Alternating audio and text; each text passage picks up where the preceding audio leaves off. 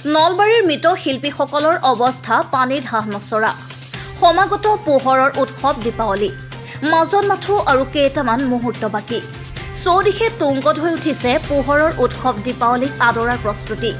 কিন্তু চকুলো টুকিছে নলবাৰী জিলাৰ বৰক্ষেত্ৰী দৰংগীপাৰাৰ মৃত শিল্পীসকলে। বজাৰৰ অভাৱত বিক্ৰী কৰিব পৰা নাই মাটি চাকিসমূহ।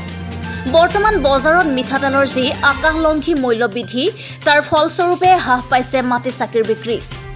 আনহাতে বজাৰত উভয় নদী হৈ পৰা ৰং বিৰঙী লাইটে প্ৰত্যাহ্বান হিচাপে থিয় দিছে মৃত শিল্পীসকলে নিৰ্মাণ কৰা মাটি চাকিৰ।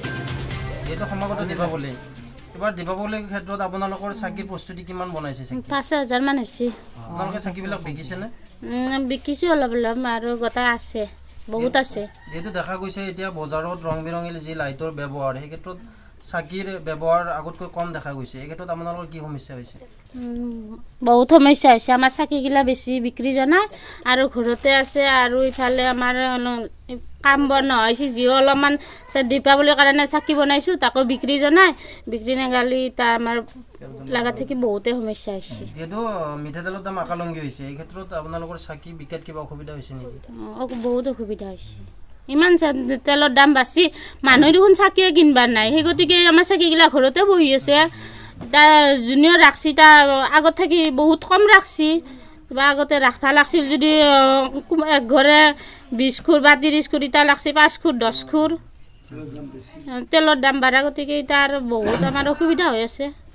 আপোনালোকৰ পৰিয়ালে মৃৎশিল্পীৰ লগতে জড়িত সকলো? মৃৎশিল্পীৰ লগতে জড়িত হৈ আছোঁ। এই ক্ষেত্ৰত আপোনালোকৰ ঘৰ চলাত কিবা প্ৰব্লেম হয় নেকি? বহুত প্ৰব্লেম হৈ আছে। প্ৰচলনটো মাটিৰ সাজ বাচনৰ প্ৰচলন বৰ্তমান বহু ক্ষেত্ৰত কমা গৈছে। বহুতে অসুবিধা হৈ আছে চলে। তেতিয়া যাতে বিক্ৰীয়ে জনা আমাৰ পৰিয়াল এনে হেৰি অসুবিধা আৰু ক'বাহে লাগছি না। ইমান হেৰিত মানুহে আৰু কিনকে হেৰি কৰিব। তেলৰ দাম বেছি হয়, ছাতিকেইটা বিক্ৰী জনাই আমাৰ তেলৰ দাম বাঢ়া দেখা পায়। ছাতিকেইটা যি ভাজে কৈছোঁ ঘৰতে আছে দাম হয়। পুৰা ছাতি এশপা ঘৰত দাম লাগি আছে, চতলত আছে কাঁচা ছাতি।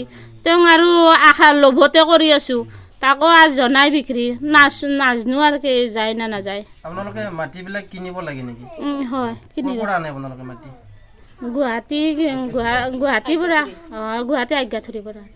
এই ক্ষেত্ৰত যিহেতু আপোনালোকৰ ঘৰ চলোৱাত অসুবিধা হৈছে, চৰকাৰক কিবা আহ্বান জনাব নেকি? জনাবাতো লাগব, আহ্বান নজনালে আৰু কেনেকৈ আমি চলিম। মানুহ ইমান যাতে পৰিয়াল আছোঁ, চৰকাৰৰ পৰা অলপমান সাহাৰ্য পালি আমাৰ অলপমান ভাল লাগে দেচোন। আপোনালোকে যিবিলাক চাকিবিলাক বনাইছে সেইবিলাক ক'ত বিক্ৰী কৰে? গাঁও আৰু মোকালমাত বা আদাবাৰীত, বজাৰে বজাৰে। এতিয়া আৰু দেউতাই গৈছি, তাৰপাছত কিবা হয় দেউতাৰ আহাতে আৰু ভুল হৈ যায়। মোকালমৰ পৰা ফাৰুক ৰহমানৰ ৰিপৰ্ট, অসমী ভিজন।